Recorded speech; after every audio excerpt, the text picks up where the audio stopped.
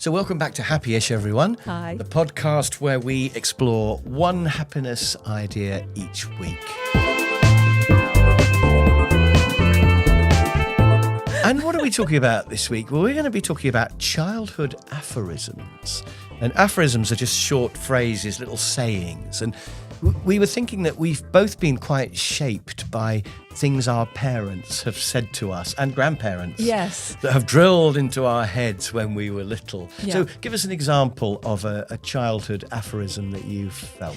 Well, I've got one from my grandmother, which I don't know. As I say it, I'm not. I've never been sure if it's negative or not. Which is, who's going to stop their carriages to look at you? Oh yeah, you say that quite a lot. Which sounds negative, but I really like it because it kind of brings you into the present. It just makes you think, yeah, actually, what do I need to worry about here? Yes, you worry about a little mark on your sweater, or is your hair quite right, or is your nose too big, or whatever, which it isn't. Or even is somebody looking at me, or Yeah, and who's going to stop their carriage to look at you? Exactly. Other people don't really care. It doesn't matter. No. So you don't have to worry about what other people think.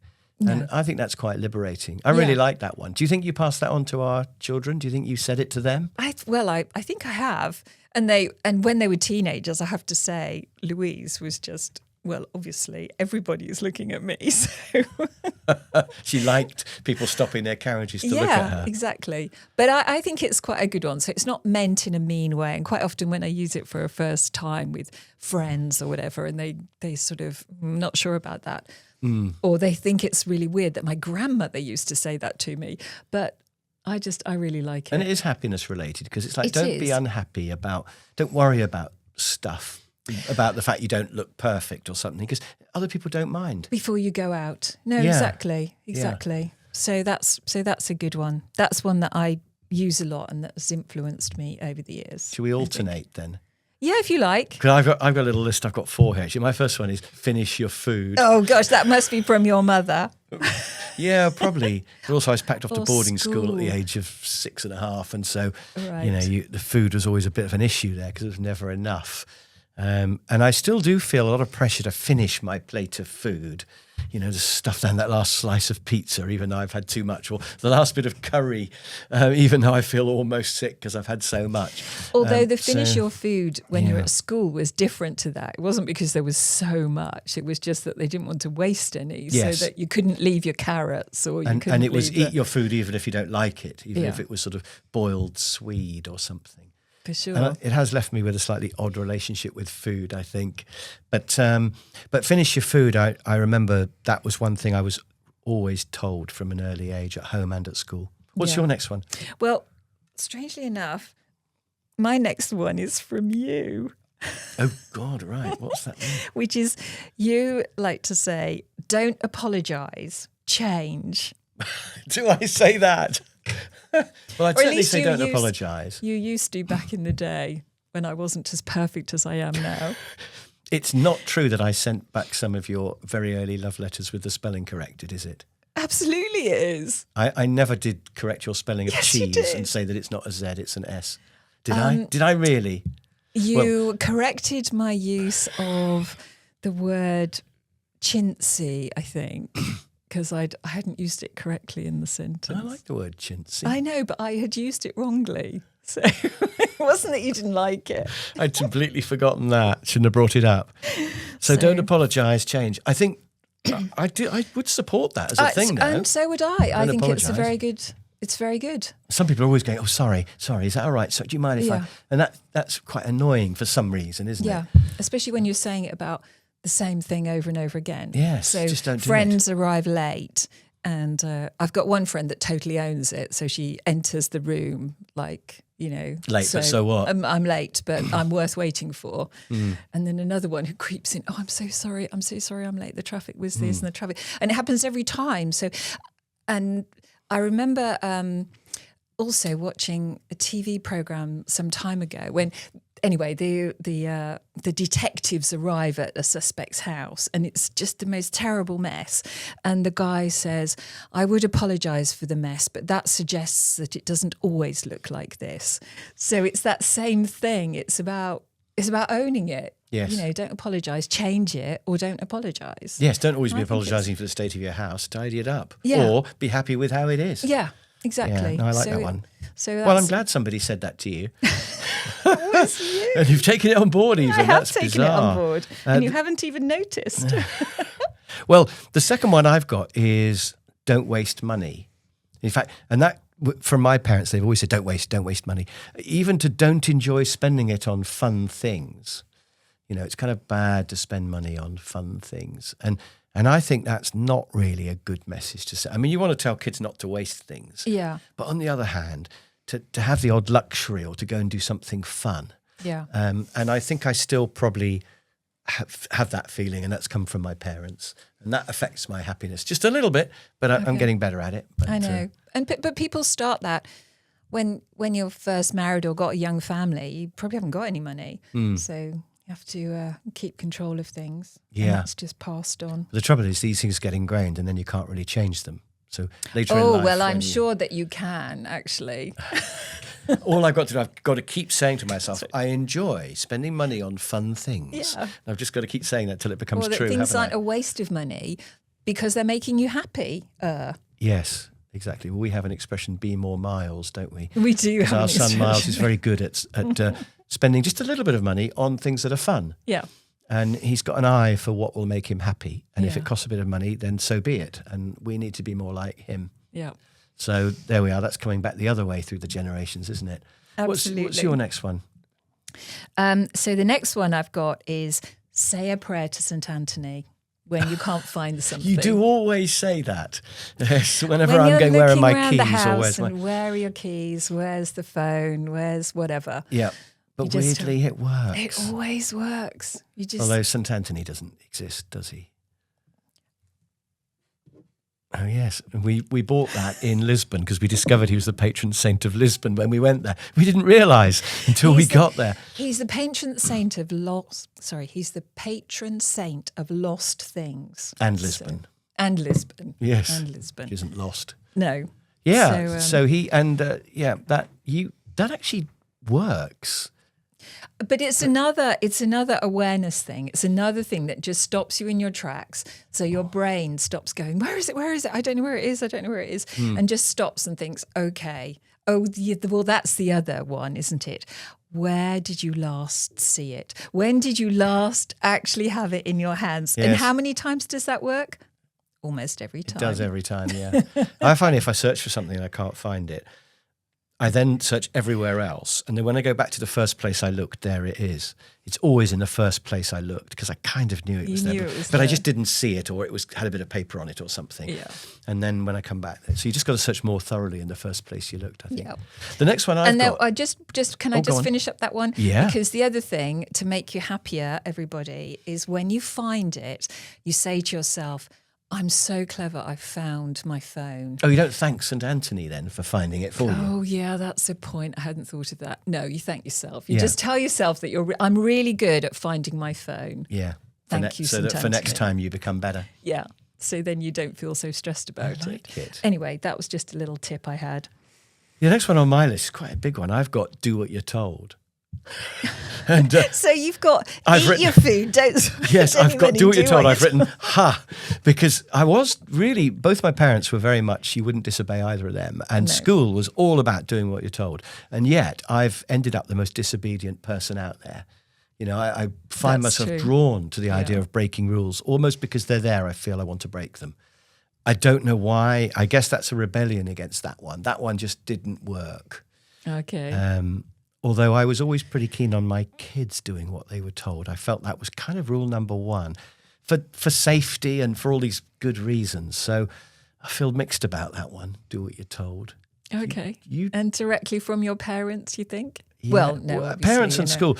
I think school had a lot of pressures put on us and things which you know. So, for example, keep your head down. Don't say anything. Don't put your head above the parapet, and also don't show any weakness. Don't cry, because for example, one of my schoolmates revealed he was frightened of wasps, and as soon as he showed that weakness, that was it. He was doomed. Every time he opened his desk, there'd be a wasp in there, either alive, flying out, or just a dead one. And, you must never show weakness at a boarding school or you'll really suffer. It's probably the same in a rugby team or whatever. You can't afford to show that you're worried about anything. And that's something I picked up from school about not showing weakness, which I don't think has increased my happiness, really.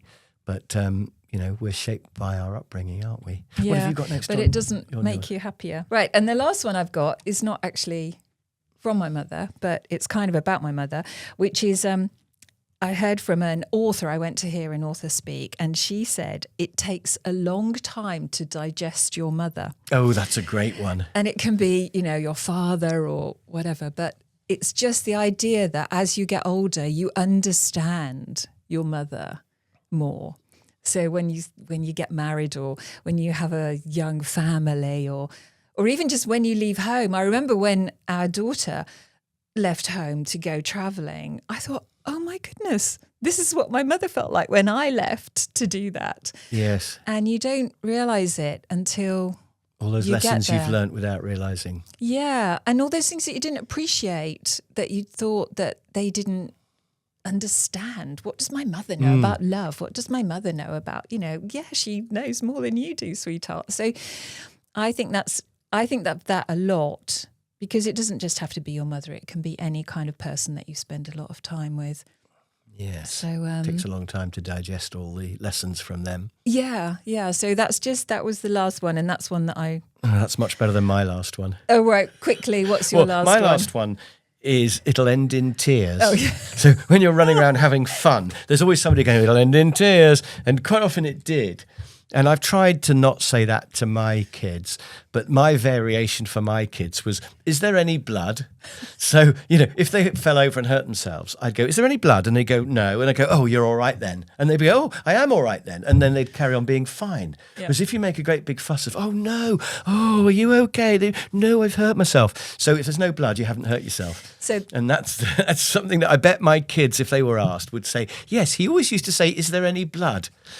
So that's a little bit of you digesting your parents, isn't it? And realising what they were saying when they were going, behave yourself. Exactly. And we have got to be careful about what we fill our kids' heads up with because it will change their whole future lives in small ways, all the background things that they're thinking about, aren't they? So all these things that you say to children or that you have a laugh about in the house, they go forward with them usually in a good way. Well, I was going to say, do you think that generally those things have made you happier, the things you've learnt from... Yeah, I think and mine they have. bring people to mind every time that you think about them as well. You think, oh, I can see my grandmother saying this or my mum saying this. So I think that's all good. My parents never said it, but you learn from example, don't you? And there were sort of things about confidence and sense of humour that I've inherited, which they haven't said. You must always find a joke in everything. In fact, my mum would never have said that, but my dad would. And sort of, planning and being efficient from my mum. And I think I've picked up a lot of things that didn't have an aphorism that went with them. Of, you can do anything you want to do, was sort of built into their whole attitude, I think. I think boarding school was more of a mixed bunch, but you learn to survive, which I suppose is a useful thing. But where it's made me a happier person, I don't know. No, but you bring lots of love forward from your parents. So that's all good. Okay. Right. So that then takes us on to our little section called Happyish. Yep. Where you talk about the happy part and I talk about the ish. I'm the ish in Happyish.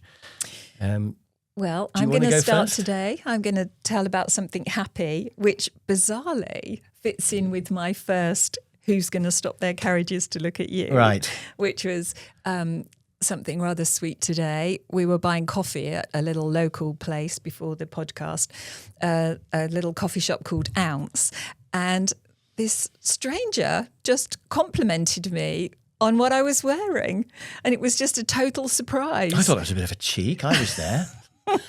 But Well, I can tell you he was half my age, so it wasn't really much of a problem.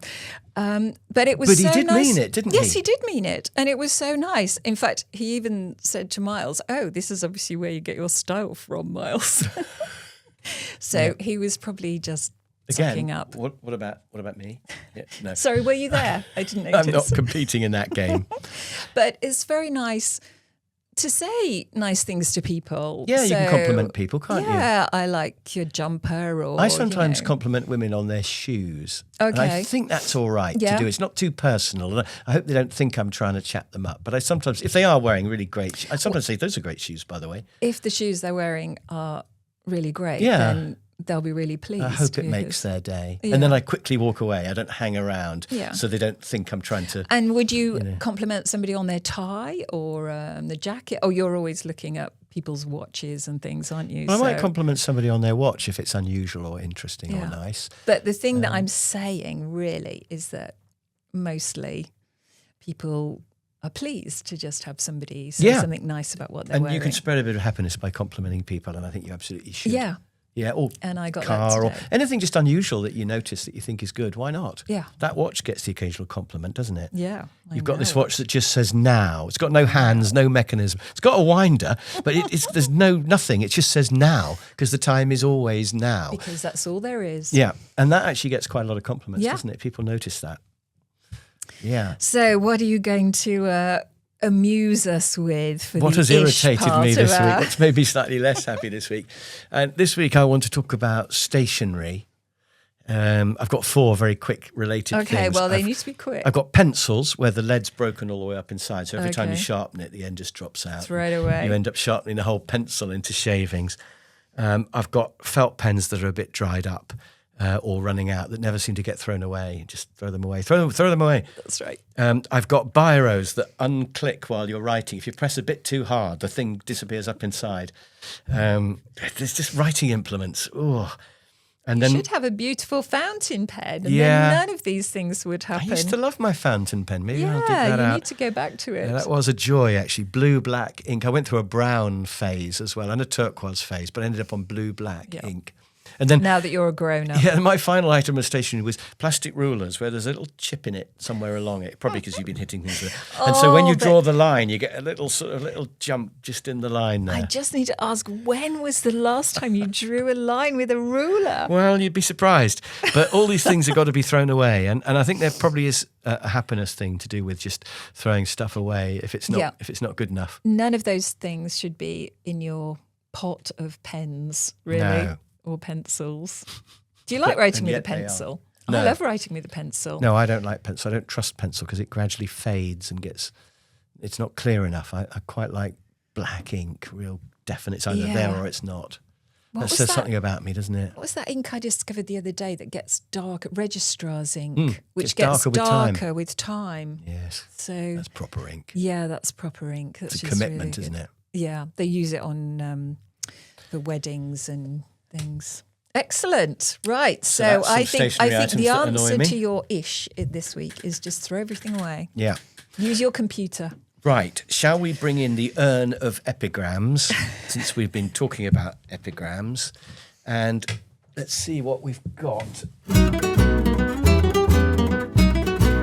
So many in there. Listen to that. I know. Surely we must have got through some of them by now. I'm going to pass you one Who there. am I going to have?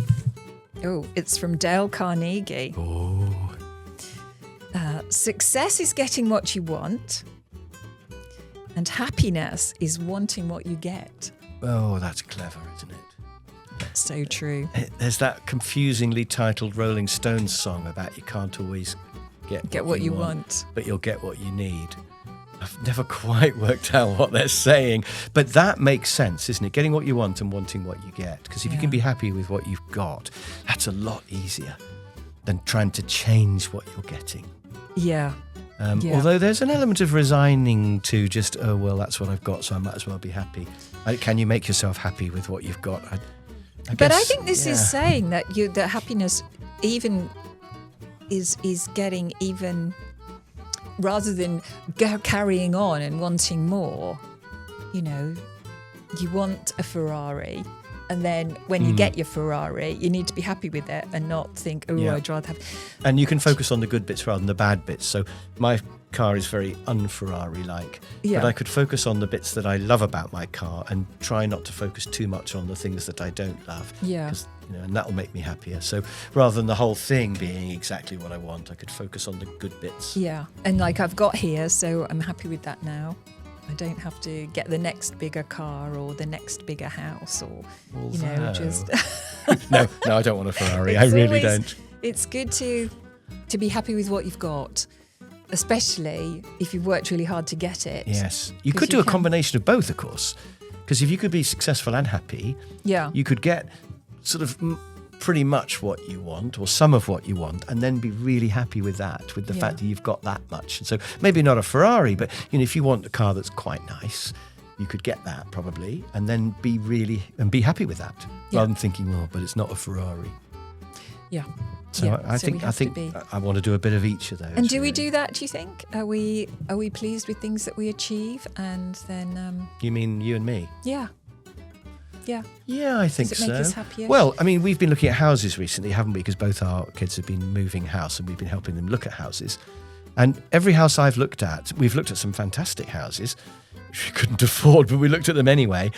And I've been thinking, it's better than my house, but I don't want to move because I like my house and I'm happy with what I've got. So happiness is wanting what you get. I am happy in my house with all its imperfections. Yeah. So I think on the big things like that, I think, are we happy with our kids and our dog? And Miles can hear us, so we better say something. The video nice. Courses that I've been making. Yeah, I think so. I think we do okay. So we keep ourselves happy. Your world? Are you happy with your hair and your wardrobe? I would have liked to have won my tennis game this morning, but I didn't. So Yeah. Next time. The fact that you can play and be quite good and enjoy it is pretty good. Yep. That's a result, all of those isn't things. it? Yeah. Right. Excellent. Right. So that is childhood sayings and upbringing. Yeah. What have you got from home that you can share with us? That's a really good point. We would love to hear from you. Things your parents said to you that you can still vividly remember. Please do send them in. The best way is comments on our YouTube channel. We would love to see them. We really would. Things that make you happyish as well. That would be, the sayings that you think, oh, great. Well, or any recent little things that have made you happy. Yes, whether anything. In fact, please whether it's a fountain pen with brown so alone ink, here. or whatever. Yeah, that would be great. Good. And we will see you again next week when we will be exploring a completely different aspect of happiness. What will it be? You'll have to find out. Tune in again next week. We will see you then. Bye for now. Bye.